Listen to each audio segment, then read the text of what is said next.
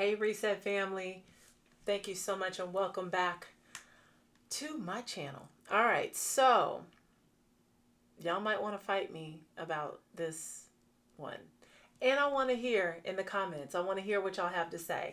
Today is Friday, and Friday is when I talk to y'all about real life decisions I've decided to make with my money, or that I had to make with my money, about my journey along the way, and that I had adopted for my life. And so this one is always controversial when I talk about this with family and friends, but a real life decision that I made years ago is when I go out to dinner, unless we have discussed that we are going to equally divide the bill, I pay for what I order.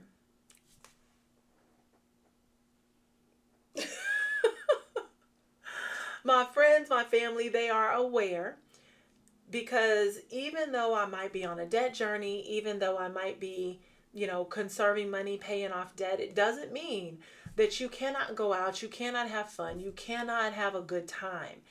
And that gets a little bit muddy when you actually start to go and have like group events or group things. And especially now here, if the amounts are close, I'm not going to be like a stickler, like, no, mine was $39.99 and yours is $42. Like, we're not there.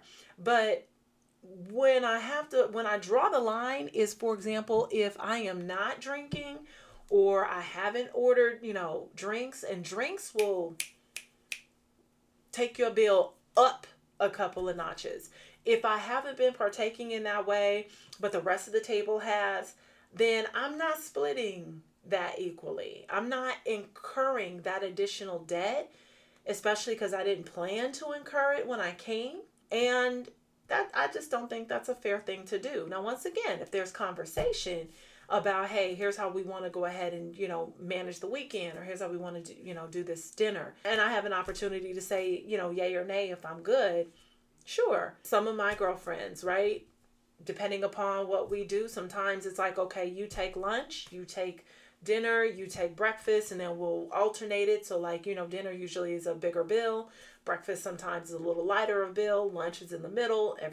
Nobody's always stuck paying the dinner, taking the extra tab. Or I'm excellent with a calculator. I used to travel 80% out of the year with my coworkers, and we had a $42 budget a day to eat with our company.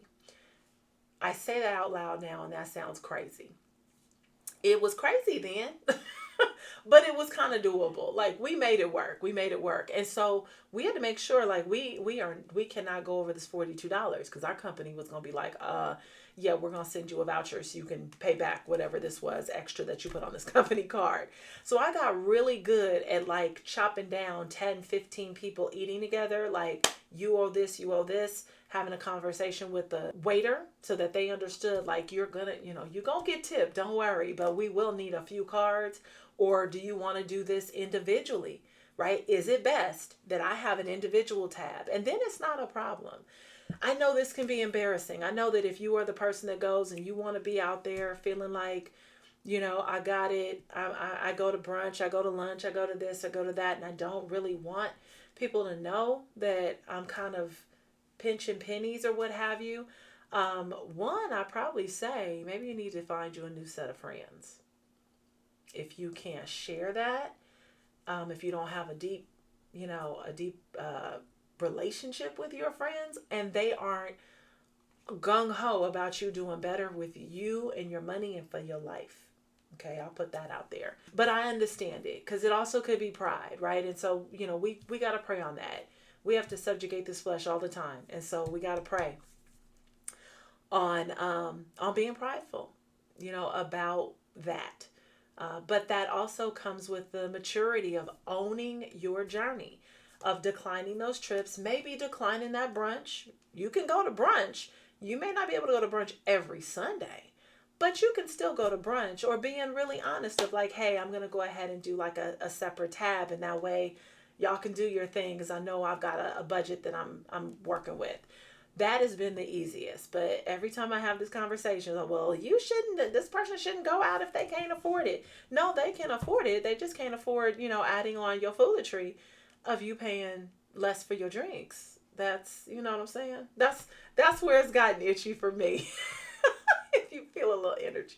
So, yeah, that's been a life decision. So I generally, if I'm really being like, very much on, straight and narrow path of like, here's what I budgeted for me or my family or whatever, here's what we're doing, and here's the budget that we're going to be holding to, I'm okay with asking for a separate bill. And it's good because I mean, now my family knows what I do. My people, they know, they know what I do. They know I don't play about money, and money gets lost in the etceteras. Money gets lost in the little $5, $10, $15, $20. Your money gets lost there. So don't, it ain't like you don't love your people, but I hope they would understand, and I hope that you would get over that pridefulness, because that extra $20, $30 that you might be like just swallowing down because you don't want to say anything, and you're adding that to what you really didn't purchase, that could be an interest payment on a bill. That could be an interest payment paying that credit card debt down. We got to really, even though they're not making the penny anymore, but we got to really think about the pennies, the dollars, and the cents. They have value. They all have value. Nothing is too little.